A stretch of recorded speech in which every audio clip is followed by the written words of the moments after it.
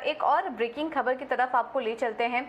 जुलाई में संसद के मॉनसून सत्र में इलेक्ट्रिसिटी संशोधन बिल को पेश किया जा सकता है। ईटी नाउ स्वदेश के साथ खास बातचीत में बिजली मंत्री आर.के. सिंह ने कहा कि राज्यों के साथ मतभेद खत्म हो गए हैं और बिल मॉनसून सत्र में पेश हो सकता है। इस एक्सक्लूसिव खबर की पूरी डिटेल्स के साथ हमारे सहयोगी प्रकाश प्रियदर्शी जुड़ चुके हैं। प्रकाश, बताइए और क्या डिटेल्स हैं आपके पास?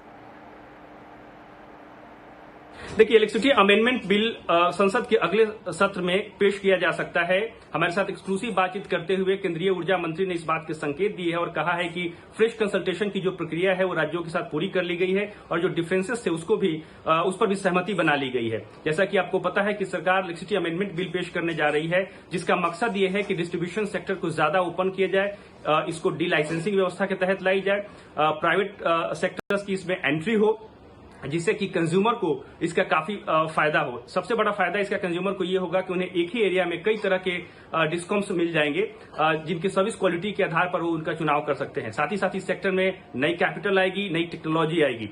राज्यों को इस बात पर ऐतराज था कि अगर प्राइवेट कंपनियां आती हैं तो वो सिर्फ शहरी कंज्यूमर को ही सर्विस देंगी या फिर कमर्शियल कंज्यूमर ही उनकी प्रायोरिटी होगी, ताकि ज्यादा से ज्यादा प्रॉफिट कमाया जाए और जो ग्रामीण इलाके के कंज्यूमर्स हैं उन पर उनका ध्यान नहीं होगा। लेकिन ऐसा लग रहा है कि इस मसले का समाधान निकाल लिया गया है और केंद्र और राज्य सरकार ने अब इस पर आगे बढ़ने का फैसला किया है। साथ ही साथ राज्यों को इस बात पर भी ऐतराज था कि जो डीबीटी की व्यवस्था पहले के ड्राफ्ट बिल में, ड्राफ्ट इलेक्ट्रिसिटी अमेंडमेंट बिल में शामिल किया गया था, जिसमें पावर सेक्टर में भी सब्सिडी अदायगी के लिए डीबीटी लाना था, उस प्रावधान को हटा लिया गया है और अब इसके साथ आगे नहीं बढ़ा जा रहा है। तो जो गतिरोध की बात थी वो लगभग दूर कर ली गई है और विंटर सेशन में इलेक्ट्रिसिटी अमेंडमेंट बिल को पेश किया जा सकता है।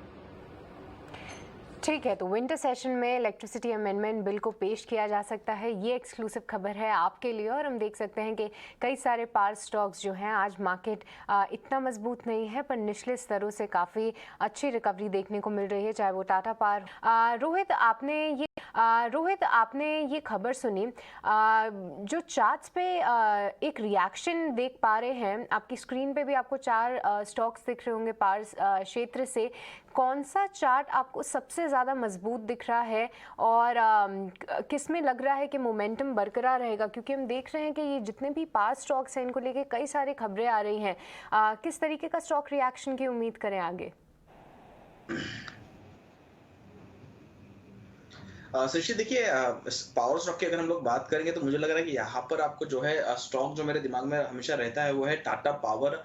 स्ट्रक्चर की अगर हम लोग बात करें तो टेक्निकली काफी स्ट्रॉन्ग स्ट्रक्चर ऑलरेडी है। ब्रेकआउट्स हम लोग को देखने को मिले थे अबाउट 260, उसके बाद साइडवेज मूव देखने को मिल रहा है, जो कि मार्केट अंडर परफॉर्मेंस दिखा रहा है। तो बट कहीं ना कहीं अपने सपोर्ट्स को जो है काफी अच्छे से मेंटेन करके चला है।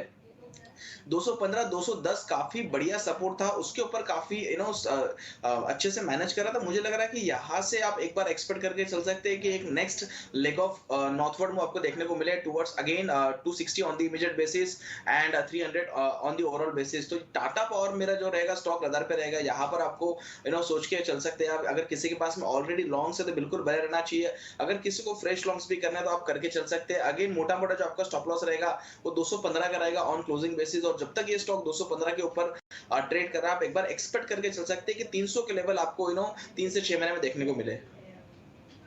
तो ये थी आपके लिए टाटा पावर पे राय। पर हम देख सकते हैं कि इलेक्ट्रिसिटी अमेंडमेंट बिल तो आएगा ही आएगा, बट इस बार अगर देखें तो इलेक्ट्रिसिटी की डिमांड भी बहुत तेज़ी से बढ़ती हुई दिखी है और इस सीज़न में करीब 25% इलेक्ट्रिसिटी की जो डिमांड है भारतीय बाज़ारों में उसमें इजाफा देखने को मिला है। और ऐसा बयान आर.के. सिंह जी ने हमारे साथ एक एक्सक्लूसिव इंटरव्यू में हमें ये जानकारी दी थी। और देखिए, रोहित भी टेक्निकल एस्पेक्ट पे बता रहे हैं कि टाटा पावर अच्छा लग रहा है।